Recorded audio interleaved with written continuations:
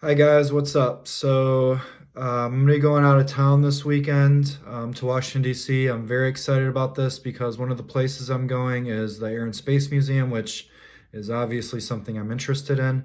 So I'm gonna be gone for a few days, but I figured since I'm gonna be leaving, I would go ahead and make one more update video just to show where I'm at on my Mustang build currently. So before I take off literally, check it out. All right, thanks.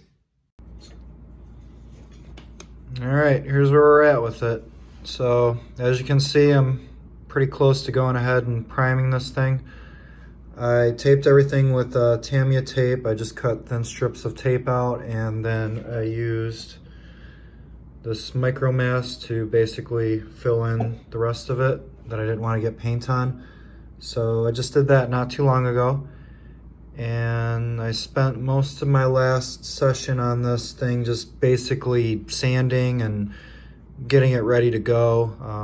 I didn't have to use very much filler at all, which I didn't have to use any around the wing roots or anything, which is very good.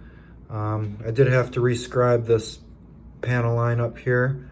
It's kind of funny because you glue the two halves together and there's a seam line that you have to basically sand and get rid of, and then you have to rescribe it because on this plane here there's a seam line right there. So I basically used some industrial tape to do that with. I just put a piece of tape right here and then used a hobby knife to basically cut that. So I'm pretty happy with the way it turned out. It's pretty perpendicular, I feel. Not bad. To fill in the wheel wells here, I just use tack. And this isn't modeler's tack or anything, it's just some cheap stuff I bought from the store. So I don't know how this is gonna come out. I'm afraid maybe there might be a little bit of residue left, but we'll see what happens with that. And then just use some more tape here for this flap, which is actually built into the fuselage. And then I just used some makeup remover. I used that to basically cut little pieces and to fill in different spots.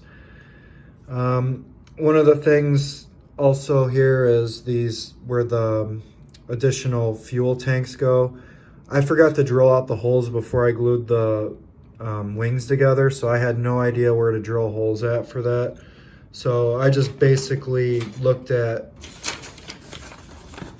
the pictures here and just kind of like eyeballed it. I filed off the parts that go into the holes and I just looked at it and eyeballed it. And that's what I did with that. But I think I did a pretty good job. It looks pretty even to me. But sanded all of this away. The only thing that should be coming across is this here, so we'll see after I get it primed whether that's the case or not. And yeah, so we're ready to go, ready to prime it, then we're ready to do the bare metal silver.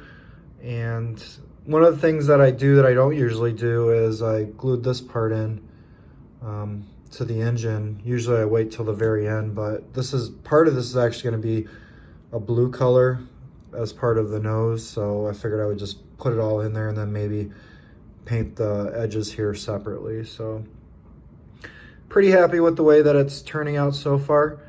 We're gonna have to see what it looks like after it's primed, because then we'll be able to see every little thing. And since we're doing a bare metal silver on this, any little thing, nick, or piece of hair that lands on it will show up. So I'll be very cognizant of that.